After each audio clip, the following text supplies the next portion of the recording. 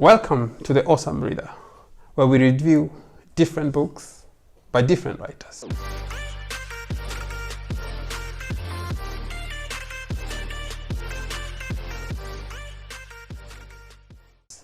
This Sunday, we review The Dragonfly Sea by Yvonne Adhiambo, our very own Kenyan writer. To the facts of the book. Yvonne is a Kenyan writer who has won Ken Prize for African Writing in 2003 for her short story, Weight of Whispers. She has written several stories that have been nominated and shortlisted for various awards. The Dragonfly Sea is her second book, published in 2019. Dust, her first book, was written in 2014. The book, very easy to read, very flexible, has 489 pages. She has used Swahili in the book, which makes it very interesting. The cover of the book, quite abstract and flows well with the theme of dragonflies and the seas.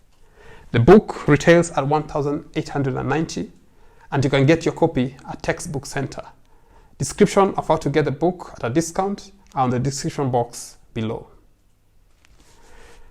To the highlights of the book. The book is set on an island of Pate off the coast of Kenya. A young girl, Ayana, her name comes into scene. She lives with her mother Munira.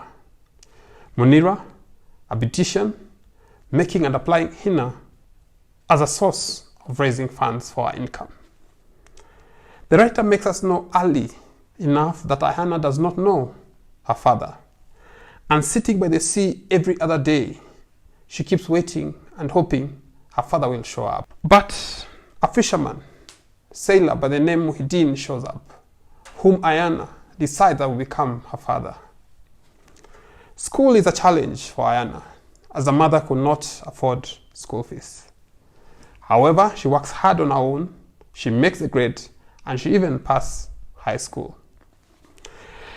The writer brings about roots of the Kenyan coast with the Chinese, and Ayana becomes a descendant and finds herself going to study in China.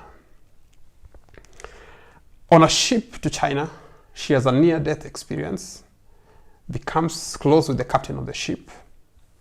We hear of the Kenyan coast and of the pirates of the coast, a theme the writer subtly brings into, and of an hijacking attempt. In China, she sets on her studies, changing to what she initially had gone to study, and for the love of the sea, she studies and changes her course. She meets Kore, a young guy from Turkey who also does his studies in China. But he tells us it's because of family ties and looking for connections in China. She takes Ayana to Turkey, and this becomes a trap for Ayana, not knowing that she should go into Turkey as a bride. Meanwhile, a lot is happening on Munira, her mother. She becomes close with Muhyiddin. But then this changes once Muhyiddin's sons come to the picture. Munira decides to get married to Muhyiddin's son, Ziryab. Back to Ayana. She manages to escape from Turkey and gets herself back to China. She continues with her studies, not without once again meeting Lin Jin, the captain of the ship that took her to China. Ziryab, Muhyiddin's son, is captured. Subtly again, the author introduced terrorism into the scene. We are meant to believe that the sea has taken him. The disappearance of Muhyiddin's son again makes Munira and Muhyiddin close, and they go off to the island of Zanzibar, where eventually they get a child. China, as everything comes to an end, Ayana comes back to Pate. She relives her memories of childhood. She relives her love for the sea. Meanwhile, Muhyiddin disappeared, and Ayana had been hopefully waiting to see him again, but it never happened. Again, the author reintroduces Ziria, Muhyiddin's son, who reappears after interrogation and torture.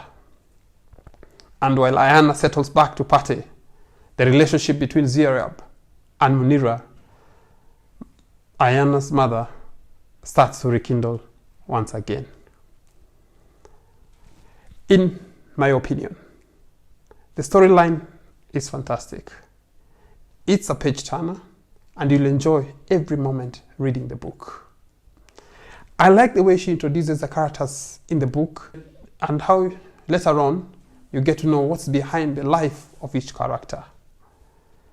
The use of Swahili in the book and Swahili sayings is just wonderful. It keeps you guessing how the next episode is unfolding. The themes of terrorism, piracy, Chinese infiltration in Kenya are also highlighted in the book, however, in a very subtle way. I tend to think the book could be shorter without the storyline changing. However, I'm totally impressed by the author and the descriptive nature of the book. You must grab your own copy.